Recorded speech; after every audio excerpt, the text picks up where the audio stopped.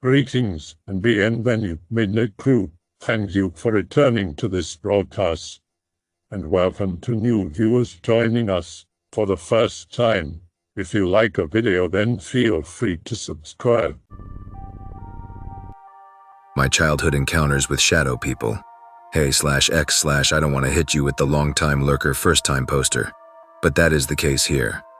I've never had many paranormal things happen to me that I couldn't rationalize or explain as just me schizoing out. But there is one series of happenings that I have never had any explanation for, and that have sat around in the back of my mind ever since they happened. At the time, I must have been around 8, maybe 10 years old, living in Budapest. I don't want to dox myself, but this happened in the general vicinity of the Városliget area. I am sorry if this story is long, but this is the first time I'm ever writing it down, and I want to get every detail down in case someday I forget about it. I wouldn't say that I believe in the supernatural. I've always been one to rationalize every weird thing to ever happen to me, but I have always had a fascination with spooky shit. That's the reason I'm on this board in the first place. Apologies for typos or shitty English, it's not my first language. For context, I've had a single dad practically since birth.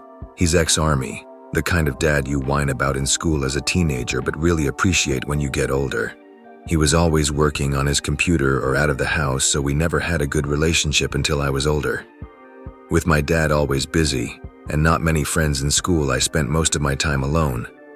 I spent most of my school time drawing comics for my best friends, and at home, I spent my time basically living in another world. This is all to say that I did have a really overactive imagination, and absolutely roaring ADD. This being Eastern Europe and being the son of an easily angered alcoholic single dad, well, good luck getting a hold of any kind of treatment or medical acknowledgement for that. The last bit of context that I need to bore you with is that this apartment had a really unique layout. Pic related is a shitty rendition of what it looked like, and the numbers on the photo mark where each story took place. We lived on the 8th floor of a slightly nicer than usual commie block. The apartment kind of wrapped around itself, and you could run circles in it passing through most of the rooms. It looked like a giant letter O is what I'm trying to say. The first time it happened, we had friends over. I must have been around 8 years old. I honestly don't remember them very well, but our apartment turned into a henhouse overnight. It was some drunkard single mother with her daughter and her elderly mother. I remember thinking the mom seemed like the stereotypical American party girl at the time. She had blonde, curly hair that looked like an afro, took me, 7, and her daughter, 8, to a club with her and was confused when she wasn't let in with us. They had shown up out of nowhere one day. The mother called my dad saying they were on a trip visiting but that their hotel booking was canceled and now they had nowhere to stay. Looking back on it now, she was definitely just trying to sleep with my dad and made something up. I was freaked out by the mom since she was always trying to feel up my dad, and was really weird around me too. Her mom, the elderly woman, was also really weird, but slept for most of the time she was with us, so I don't have many memories of her.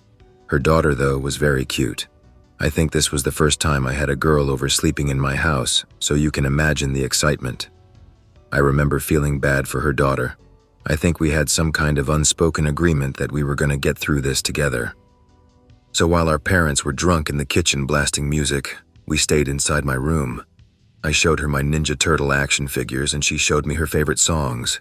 It was really nice. As her mom took her to bed, we agreed to go out to the park together tomorrow. When the first night came, I slept in my room. My dad in his. The mom stayed on a sofa in the living room. The elderly woman stayed in the guest room, and the daughter stayed in the guest room as well. This first encounter takes place on the part of the pic attached marked with 1. Or at least that's where I saw it come from. I'm going to attempt to Greentext for the sake of making this easier to digest. Be me. It's really late, definitely past midnight. Everybody is asleep. Can't sleep, excited for tomorrow, need to piss. Get out of the bunk bed to get to the bathroom. Turn on the hallway light. Make it to the bathroom, no problem, finish pissing and get ready to leave. Hallway light is still on, and I start walking back to my room through it. Absolutely no indication anything is wrong. Out of nowhere, a giant black figure runs from the beginning of the hallway at me. Fucking terrified. It runs through me, literally paralyzed with fear. Stand there for a minute looking at where it came from. Nothing is there. WTF.jpg. Too scared to turn around and look behind me. Walk into my room, close the door without looking back, and climb into my bed again. Keep my eyes towards the wall and stare at it till morning. It looked like a person, just blacked out. Exactly like a really dark shadow on a summer evening. It was so dark. It was like a person just elongated upwards. The legs and arms were longer than they should be, and the head was too. It was way taller than me. The apartment had a really tall ceiling, and it was much taller than your average person. Not quite double the size, but maybe 1.5 humans. It ran at me like a jogger. Its hands were doing that motion you make when you're running really fast. I didn't feel anything when it went through me, and there was no noise at all. But the light in the hallway was on. All the doors except the bathroom door were closed, and there was no light inside the other rooms. There were no windows through which cars could have reflected into, and it was clearly there. I didn't see it out of my peripheral vision. I saw it clearly in front of me, and I saw the whole thing. I saw whatever the hell that was, but I convinced myself I just imagined it. After all, it was late. Rationalize it, and one day while in the car with my dad, decide to tell him and see what he thinks about it. Be me, in the car with my dad. About a week after the other family left our house, cold evening, stuck in traffic. My feels when heated seats, oh yeah. Dad is unusually quiet. We usually only really talk in the car, so it is weird for him to be silent, thinking of something to say. Decide it might be a good time to see what he thinks about this whole thing. Give him a rundown of everything that happened.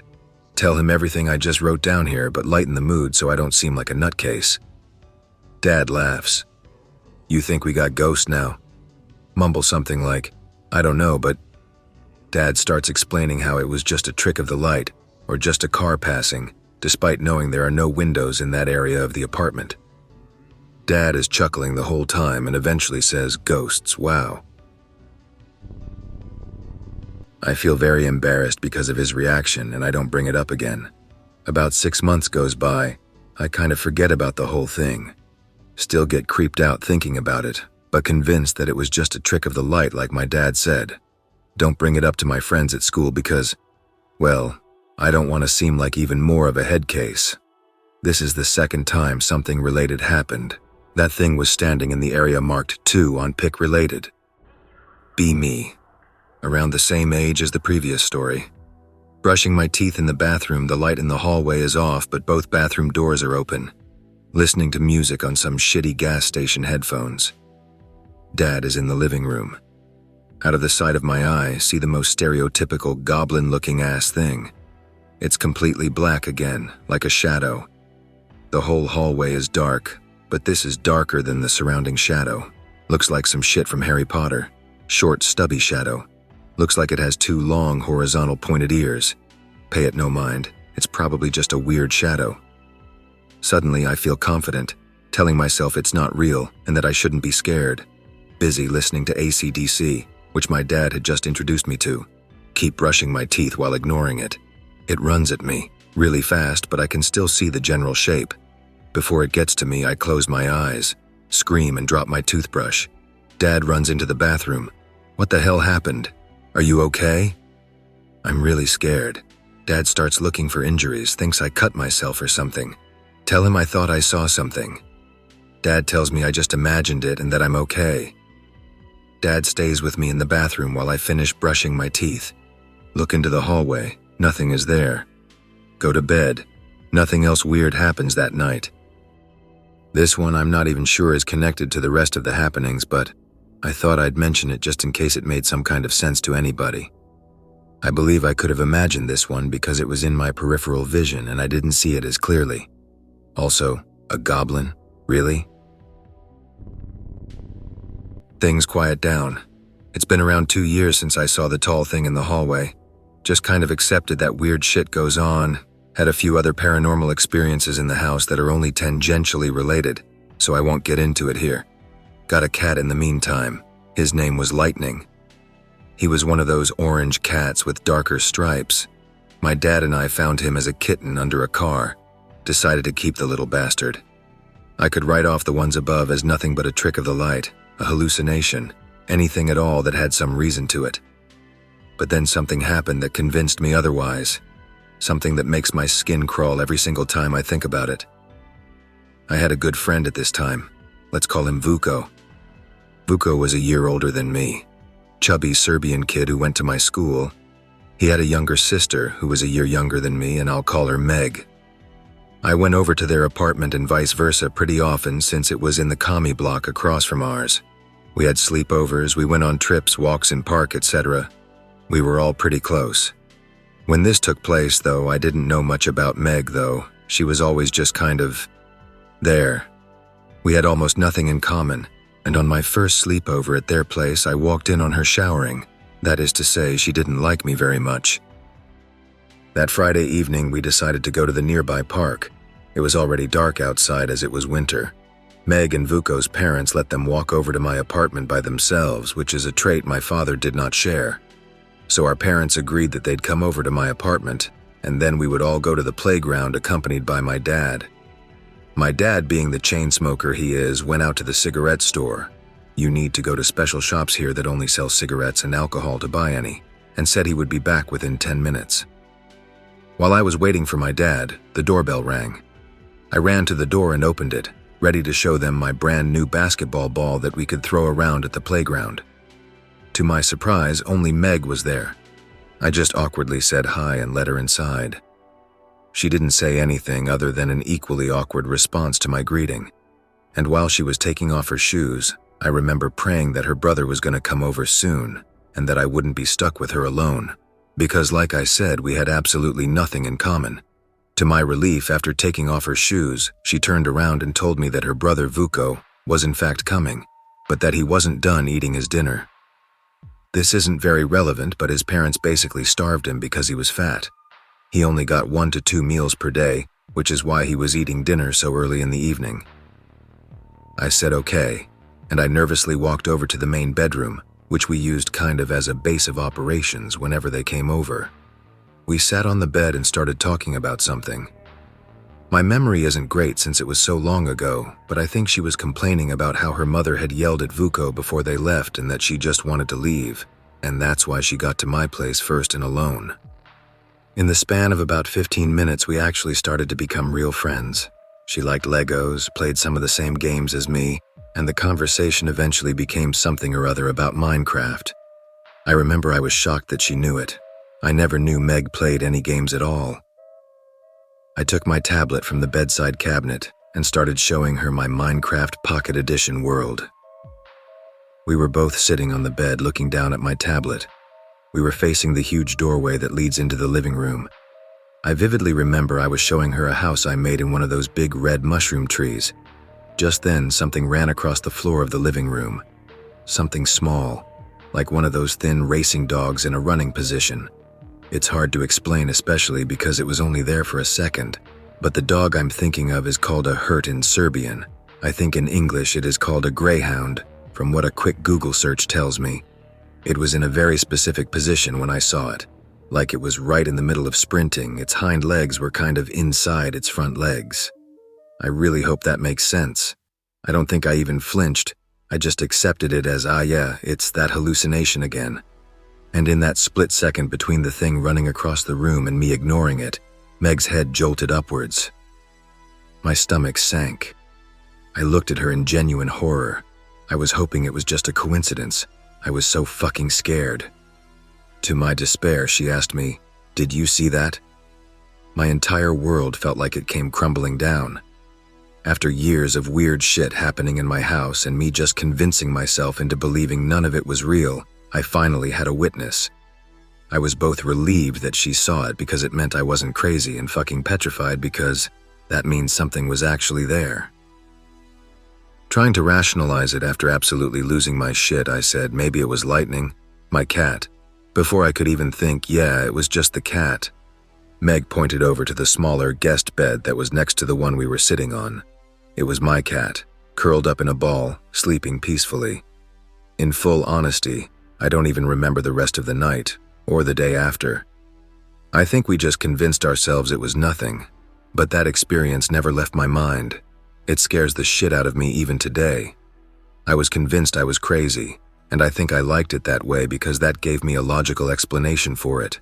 But that day, Meg saw it too. Whatever it was, I wasn't the only one seeing it. After that nightmare experience, nothing really happened. A year later, we moved into an apartment close to the general area of the last one. I again totally forgot about it all, and hadn't had anything as undeniably paranormal happen since the move. About 6 months after moving in, I was walking down our new hallway.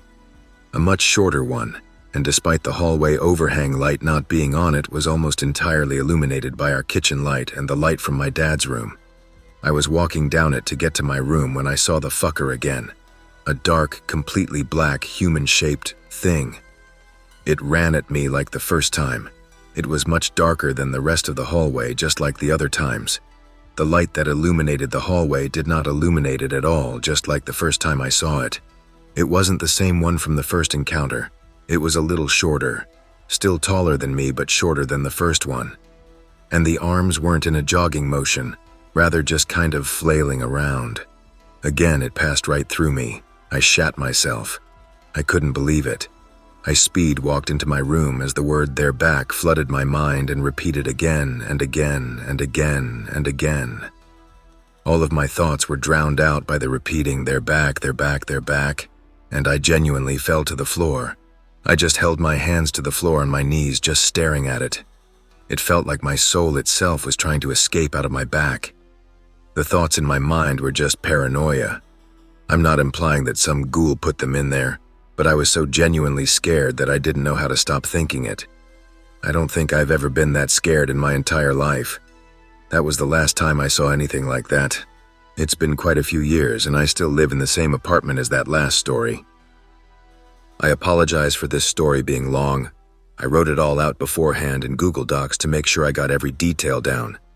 It took me 2 whole months to write it down because every time I sat down to do it, I got too creeped out and I just gave up. I was a very traumatized kid, and I don't say that lightly at all.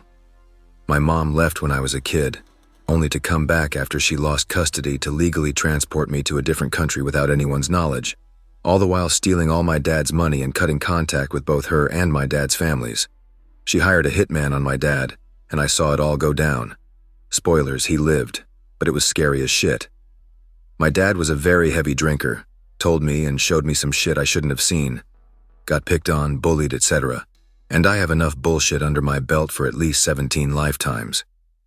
But that trauma never really hit me until I was old enough to understand it. Nowadays, I'm very paranoid. I don't go out much. I'm a total recluse and I'm constantly shitting bricks. I don't sleep much, don't eat much really unless I'm really trying to. And I go to an online school where I avoid talking to anybody. But I was different as a kid. I haven't processed all the shit that happened to me yet, and that makes me think that I didn't just imagine these things because of some illness or another. And then Meg seeing it just kind of seals the deal for me that I wasn't just schizoing out. Although to be on this board, you gotta be at least a little bit schizophrenic. So that was my story /X/ what do you think it was? I'll answer any questions I see if anybody ends up finding, and even more unlikely reading it. Was I just imagining it, overreacting, or was some spoopy shit really going on around me in my childhood? Let me know what you think. I don't personally have any strong conviction about the whole thing. I tend to just bury it in the back of my mind. It feels good to finally get this off my chest, even if nobody sees it. Thanks /X/. Shit, Anon, you just awoke something in me. I was maybe 5 or 6. Just like your first encounter, it was late at night, went to the bathroom, no issue. Filled a cup of water to take with me back to bed and turned off the lights. But then, out in the hall in the dark, I heard them. Are you sure you never heard anything from them? For me, and this is gonna sound silly, but they made themselves sound like the cast of Scooby-Doo. I'm not even joking. I think they were trying to lure me. I did really like the show at the time, so if they had to pick characters I'd trust, that'd be them. I don't remember what exactly they were saying, just their sing-songy tone. I was thoroughly spooked, but felt compelled to look for them out in the hall. That's when I saw them. It was difficult to make them out in the dark, but they were there, towering over me, just like the first you described. They came at me all at once. I dropped my cup and ran. Unfortunately, once I got to my room, they cornered me, circled around me for a bit, all the while verbally bombarding me with all these things I couldn't understand, still in those fucking Scooby-Doo voices. I was yelling and screaming during this at the top of my lungs, but no one came. Then they all charged into me and it went black. I got woken up by my mom hours later. At the time I was supposed to be woken up, in the same corner of my room, well away from my bed. My mom just said it was a nightmare, and I should get ready to go to school. Maybe it was a nightmare, but that explanation never sat right with me, because it didn't explain how I got to that corner of my room, nor did it explain the dropped cup and damp spot on the carpet. That was my only encounter with them. It's funny, I didn't give it much thought the day after. It took me days to sort out my thoughts and go, wait a minute. I still loved Scooby-Doo after that, no trauma there, but I always did have a funny feeling from that corner of the room from then on out. I really didn't expect anybody to see this post at all. Thanks for taking the time to read it, man. I never heard anything at all from those things. Even when they ran at me, I don't think I even heard a wind noise or felt some kind of wind on my body, like you would if a person ran at you. It's weird that you saw multiple at once. That never happened to me at all. It's crazy to think that you just passed out. When they ran at you, I'm lucky nothing like that ever happened to me. Your story gave me chills, man. It really feels like the ones in your experience had very malicious intentions. Mine felt more like they were just messing with me, not actively trying to hurt me. That was the only time you ever saw them? It's getting late here and I think I'm gonna head off to bed. If the thread is still up by the time I wake up and there's new replies, I'll make sure to answer. Thanks for reading, bros. It felt really good to finally share this shit with somebody. Good night/X/. Probably something to do with the trauma. Doesn't explain the thing with Meg, though. Personally, also have ADD, a lot of trauma from childhood, but different from yours. I have had similar yet slightly different hallucinations, though usually they happen around just having woken up or when very tired. I suffer from reoccurring horrible nightmares, which makes me really not want to sleep. I am thinking that the hallucinations could be dreams, but you are not fully asleep yet. As if sleep paralysis without not being fully asleep. Have you ever had sleep paralysis? How do the shadow people compare to that, if you ever had it? Yeah, I understand all your points. At the most stressful part of my life during my mid-teens, I had a lot of auditory hallucinations, always right before sleep. I also now have horrible nightmares, although they are not reoccurring, and they've never featured these shadow things in them, at least none that I can remember. I've never had sleep paralysis in my life. When I was a kid, I was terrified of it, but it's never happened to me. I would also be happy to label it as a trauma response had it not been for that experience where Meg saw it too. Nowadays, when I wake up, I'm usually not fully awake, but I've never remembered what happens during those times, to the great disappointment of my dad, who is usually the one trying to wake me up. And all of my encounters never happened after I slept. Not trying to disprove that it wasn't a trauma thing, but just trying to make sense of it all. Thanks for the reply, man. I really appreciate it. My reply above still stands. Still gonna try to sleep, but just thought I'd check the thread one more time. Remembering all this stuff has my nerves acting up. Sorry for the late reply, Anon. Hope you see this when you awake. Me passing out might have just been a fear reaction. It definitely felt malicious, though to what end I don't know. It was the only time I remember seeing anything like them, at least apart from bad trips decades later, and those were very clearly just hallucinations. There was just something different about the ones from way back then, something that made me know it was reality. I identify a lot with how you described your last encounter, too scared to know how to stop thinking. It's funny, our life stories are rather similar too. Single-parent house, though not for reasons as traumatic as your own. My own traumas were of a different variety. I lived with my mom, who was about as present as your own dad, but my dad seems to be similar to your own. Short temper, ex-military, abuser of the bottle, and was only able to form a relationship with him around the age I could drink with him. I myself was also fairly alone growing up. Few friends, a lot of Legos, video games, and drawing. Undiagnosed ADD and a vivid imagination. Interest in the paranormal. Certainly mentally ill. Who isn't on this board? Depression, anxiety, PTSD, no schizophrenia though. Nightmares, not all the time, but they are there. Never had sleep paralysis. Like I said, I've seen drug-induced hallucinations. Sure, but the feeling of those things was completely different. I've seen a few things I'd describe as paranormal, but it was the same feeling I got when I saw those other things too. It all just felt so real. Morning, fellas, OP here. My last encounter felt like I realized I was seeing something I wasn't supposed to be seeing.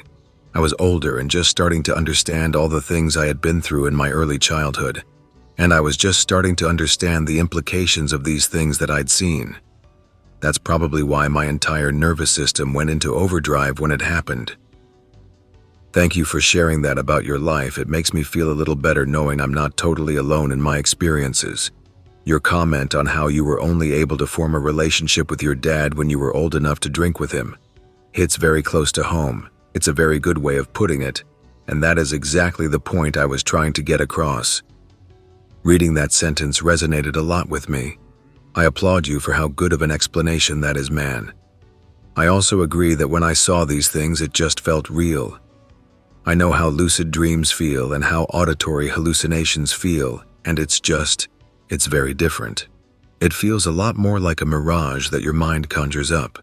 When seeing or experiencing something physical in the world, your mind just kind of understands that you have no control over it at all, and that makes it scarier. Okay, I finished reading. You have a very nice way of writing and storytelling. I have a question about the Greyhound. Was it a shadow like the other entities or normal colored? Thank you for the compliments, I appreciate it. I was scared as shit when writing a lot of this, so I was afraid that it was going to be completely unintelligible. The Greyhound was just like the other two shadow things I saw. I remember it running through the living room towards where our balcony is. There was a big table in the living room that my dad worked on.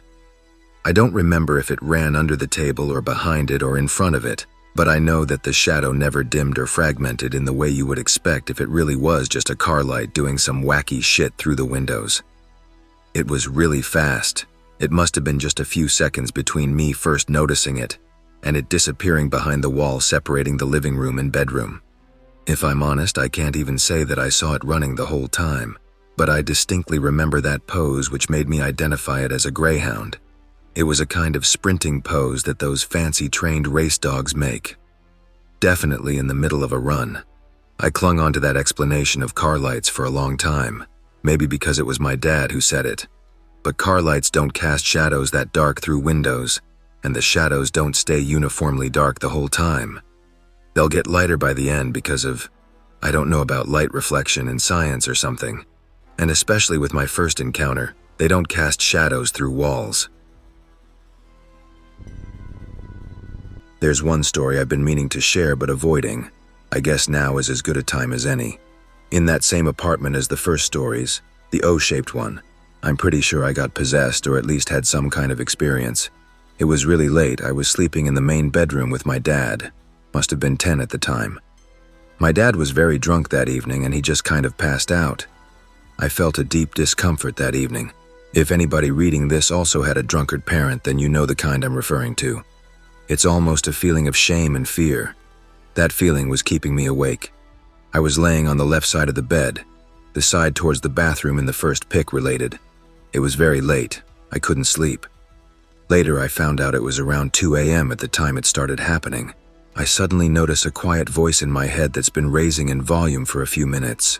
Not like my inner monologue. It felt like it was coming from behind me, or at least from the back of my head. It didn't sound like me, it didn't sound like anybody, but I could feel what it was saying and its tone of voice. Again, it was not my inner monologue. I am 100% sure of this. I never heard the voice appear or start talking, not like any auditory hallucination that I've ever had later in life. For some explanation, those auditory hallucinations I had were very short, loud, and felt like they were being shouted into my ears. This was quiet. It was coming from somewhere that I couldn't pinpoint in the real world, and it lasted hours. Hours. At first I was very curious, and I tried to be very quiet so I could hear what it was saying. At first I thought it was my dad whispering or mumbling in his sleep, but I didn't hear his signature gurgling noise that he makes when he's drunk and asleep. I also didn't hear or feel any breathing or feel him move. For some reason, I felt like I shouldn't turn around. My memory becomes foggy here, but I will give my best possible recounting.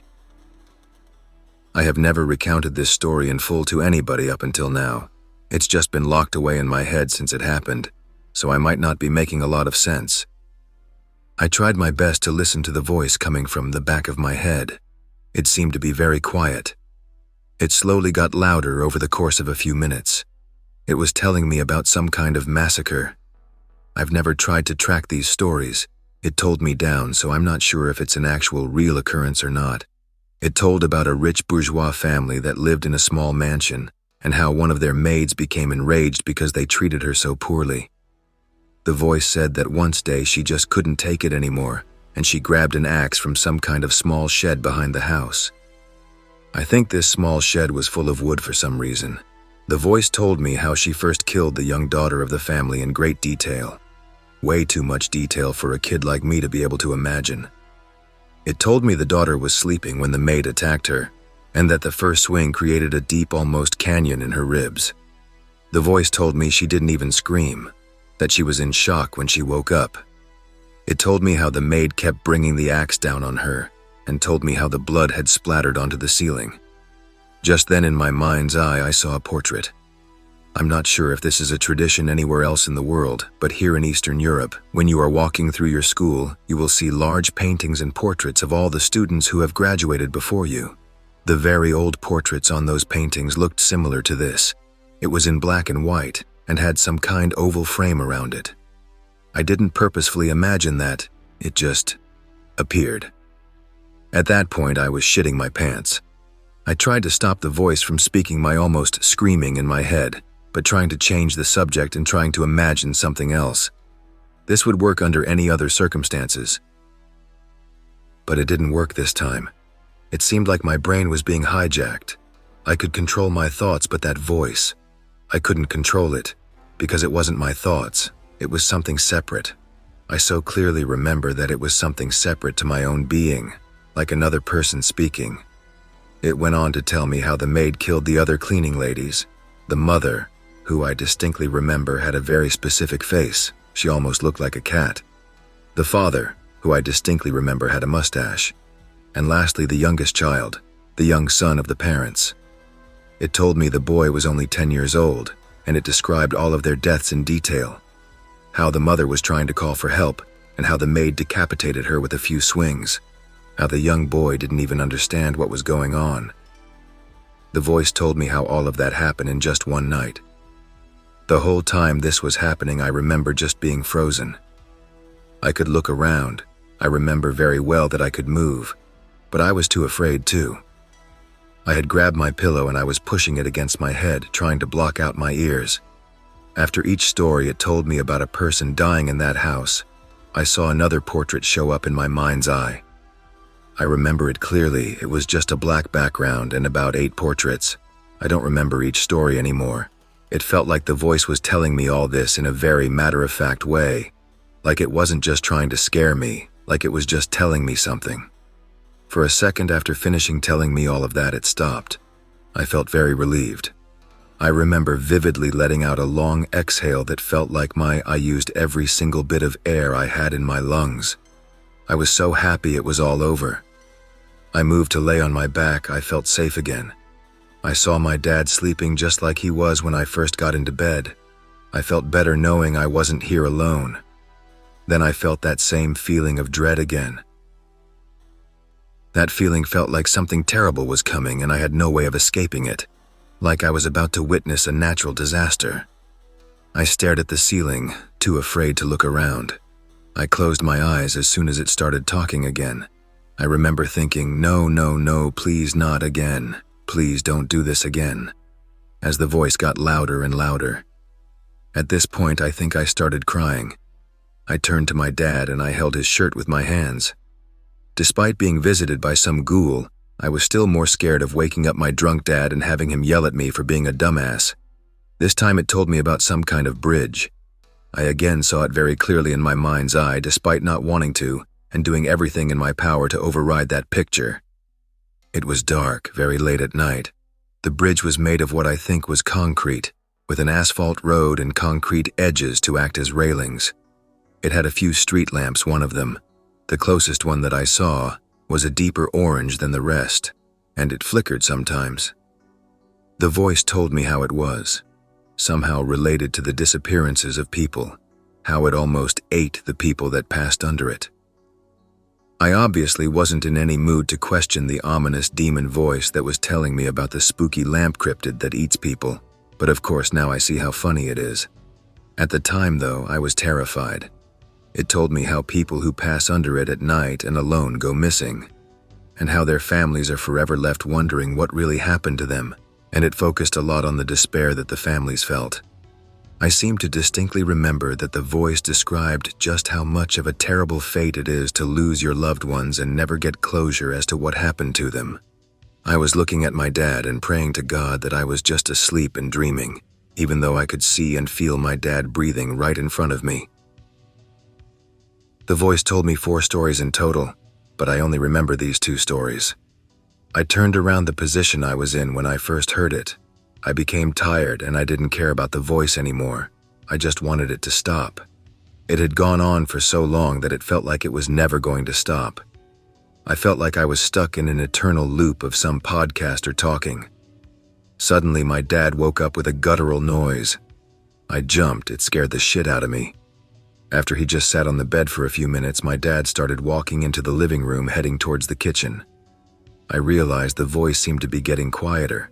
It didn't stop suddenly, but it felt like it was getting farther away. I stood up and I followed my dad like a baby duck. I don't know why I did this. I would usually be terrified of my dad if he's drunk and it's late, but I just felt like I needed to follow him. The voice stopped altogether by the time I got into the kitchen. The feeling was still there. My dad, still drunk, asked me why I was awake. We had a trip tomorrow. We were driving to Serbia with Vuko and Meg with us in our car. He berated me for still being awake. I remember him saying, "You're ruining your life and your dad's life." Just out of nowhere. I didn't care. I felt so happy that it was finally over. I stupidly tried to explain what just happened to my dad, but he immediately brushed it off as a nightmare. I kept talking about it while we were in the kitchen and all the way back to the room we were sleeping in, where he told me, "Just be quiet, my head hurts. You had a bad dream, that's all. You can play something on the TV, just put the volume down. Go to bed." I did play something on the TV, some video related to that show Gravity Falls, as it was my favorite cartoon as a kid. I got into bed. I remember my dad was already snoring. He hugged me for a second and told me I was fine and just had a bad dream. The feeling was slowly going away and being replaced by fear, confusion, and a general feeling of, what in the shit just happened? I was lying in bed, eyes glued to the TV, and I eventually fell asleep. Don't know how I fell asleep, I just passed out eventually.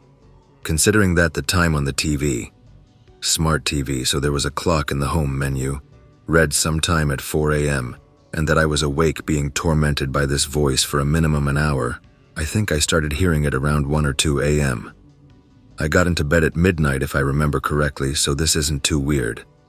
The next day when we woke up, we finished packing and piled into our car. My friends and their parents came to the street corner where we were parked and waiting. The parents said bye to their kids. We all piled into the back seats with my dad in the driver's seat.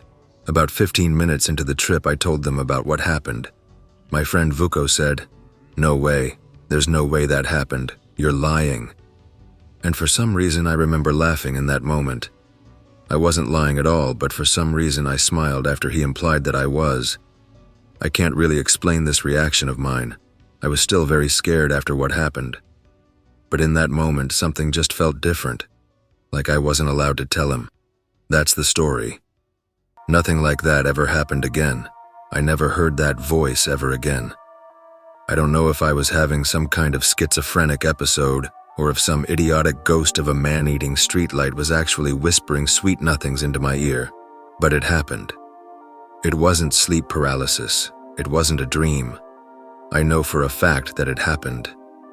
On the more schizo side of things, we lived right next to an old sanatorium and military hospital. I actually didn't know it was also used as a sanatorium until I started writing this. and tried to find a link about it to post here.